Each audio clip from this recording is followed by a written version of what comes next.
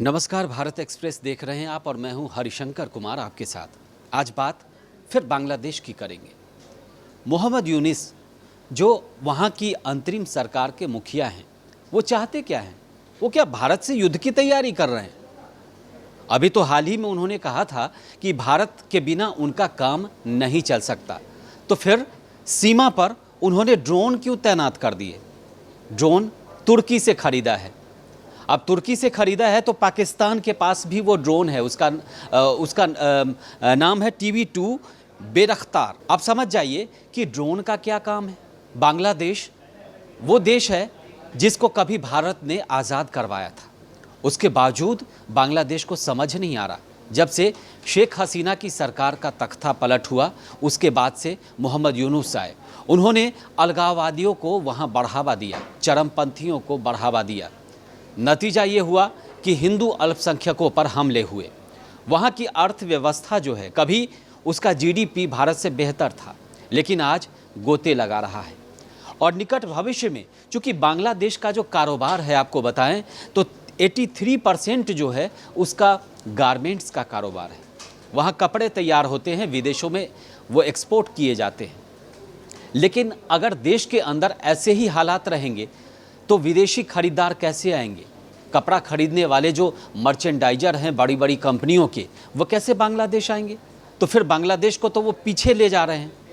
और दूसरी बात कि उनको ड्रोन की क्या ज़रूरत पड़ी है, वो भी भारत सीमा पर लगाने की?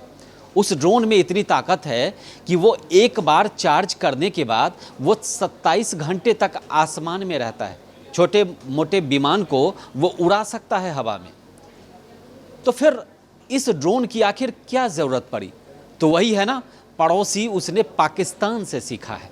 आजकल बांग्लादेश की जो है पाकिस्तान से गलवहियाँ चल रही है। मोहम्मद यूनुस जो हैं शहबाज शरीफ के काफ़ी करीबी बन गए हैं, चहेते बन गए। और पाकिस्तान ने भी ड्रोन खरीदा था तुर्की से, वही TB2, और वही चीज़ बांग्लादेश ने भी खरीदा है। तो अब मोहम्मद यूनुस को कई बड़े जो विशेषज्ञ हैं वो यही सलाह दे रहे हैं कि आप भारत से के साथ मिलकर चलिए क्योंकि शेख हसीना ने बांग्लादेश को इतनी तरक्की तक पहुंचाया, उसका एक सबसे बड़ा कारण ये भी रहा कि वो भारत के साथ मिलकर काम कर रही थी। लगातार बांग्लादेश तरक्की कर रहा था, तरक्की के रास्ते पर था। लेकिन मोहम्मद यूनुस जो है वो लगातार जो है कभी चाइना से बात करते हैं, कभी पाकिस्तान से बात करते हैं, कभी तुर्की से ड्रोन खरीद कर ले आते हैं, कभी अलगाववादियों को बढ़ावा देते हैं, देश में जो है चरमपंथियों को बढ़ावा देते हैं। ऐसे देश तरक्की के रास्ते पर नहीं जाएगा। और मोहम्मद यूनुस को भी पता है कि अगर वो ड्रोन लगा भी लें तो वो भारत का कुछ बिगाड़ नहीं पाएंगे, क्योंकि सीमा पर ड्रोन लगाने से क्या होगा? भारत के पास इतनी बड़ी बड़ी मिसाइलें हैं, हालांकि भारत ने भी सीमा पर रडार लगा रखा है। अगर वो रडार में दिख गया और भारत की सीमा में कहीं आसपास में आ गया तो उसका बचना मुश्किल है। लेकिन इन सब के बीच बांग्लादेश आखिर दिखाना क्या चाहता है? यूनुस चाहते क्या है? यूनुस यही चाहते हैं कि वो जनता के सेंटीमेंट को, जैसे पाकिस्तान में होता है वहाँ पर भारत विरोधी सेंटीमेंट चलता है, वैसे ही यूनुस चाहते हैं कि बांग्लादेश में भी भारत विरोधी सेंटीमेंट चले और उसका फ़ायदा उनको हो और आने वाले चुनाव में वो फिर से वहाँ के मुखिया बन जाए। लेकिन ये इतना आसान नहीं है, क्योंकि हाल ही में शेख हसीना ने उनको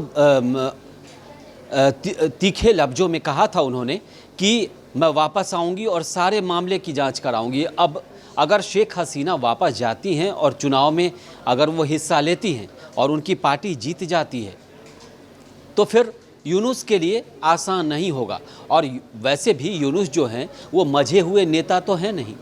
वो उन्होंने माइक्रो इकोनॉमिक पे काम किया, माइक्रो इकोनॉमिक पर उनको अच्छी खासी सफलता भी मिली और इसीलिए उनको नोबेल मिला, क्योंकि उन्होंने गरीब लोगों के बीच जाकर फंडिंग की और उनको तरक्की के रास्ते पर ले गए।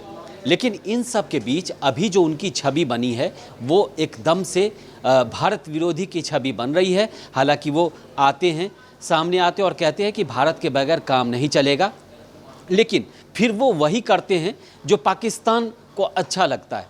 जैसे अभी हाल फिलहाल में सीमा के जो भारत और बांग्लादेश बॉर्डर है उस इलाके में कुछ पाकिस्तानी लोगों को लेकर आए थे, कहा जाता है कि वो आईएसआई के लोग थे। तो उनको सीमा पर लेकर क्यों आए? क्या ये भारत के लिए खतरा नहीं पैदा कर रहे हैं यूनुस? और यूनुस अगर खतरा पैदा कर रहे हैं तो भारत की सरकार भी देख रही है, और अगर भारत सरकार ने अगर बड़ा फैसला ले लिया तो यूनुस के लिए सत्ता में रह पाना वहाँ इतना आसान नहीं होगा। क्योंकि जब से ट्रंप आए हैं उन्होंने सीधे तौर पर कह दिया था कि बांग्लादेश से सीधे तौर पर भारत निपटेगा, भारत देखेगा कैसे उसको डील करना है। इस वीडियो में फ़िलहाल इतना ही। देश और दुनिया की ताज़ा तरीन खबरों के लिए देखते रहिए भारत एक्सप्रेस डिजिटल। नमस्कार।